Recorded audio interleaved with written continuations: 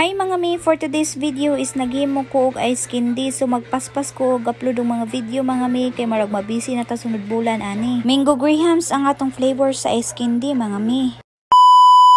Balik-balik lang ang sistema sa paghimog ice candy mga mi ug nakadepende og unsa nga flavor ang imong himuon. Nagbutang lang ko og 10 cups nga tubig mga mi, 1 can nga condensed cream densada ang akong gigamit ug mango flavor nga condensed. Imikos-mikos lang dayon mga mi ug painiton dayon ang tubig. Nagtakos ko og 2 cups nga cornstarch mga mi ug 2 cups nga tubig. 2:2 akong gigamit nga measurement mga mi ug nakadepende lang sa inyo og pila ka cups nga tubig. After na matunaw ang cornstarch mga mi, i-mix na dayon sa imong giinit nga tubig. Ug para mo tamis og samot mga mi, nagsagol ko og 1/2 white sugar. Ug ako pong gisagulan og mango jelly. Kay aron makaingon pod sila nga daghan kayog sagol. Gitry jud ang akong best ug unsaon paghimo aning Mango Grahams nga ice candy mga mi. So nagpalit ko og 1 pack nga Grahams mga mi, unya dugmok-dugmokon lang nato na siya ginagmay mga mi para makatipid ta og masigo sa 80 ka pieces nga ice candy. Ug akong gitagsatag sa pagsulod sa ice candy wrapper mga mi para ma-budget nako ug unsa kadaghan ang akong isulod. Ug gisagol na dayon nako ang liquid ingredients. So mao na ni ang resulta mga mi, Grahams flavor.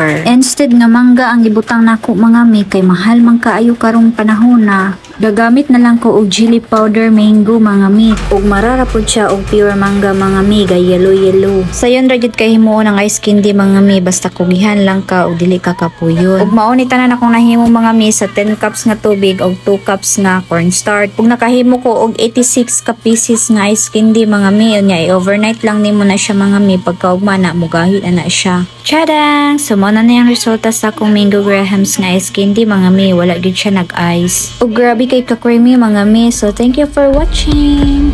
Huwag mo naman akong bigyan ng dahilan para tabihan ka.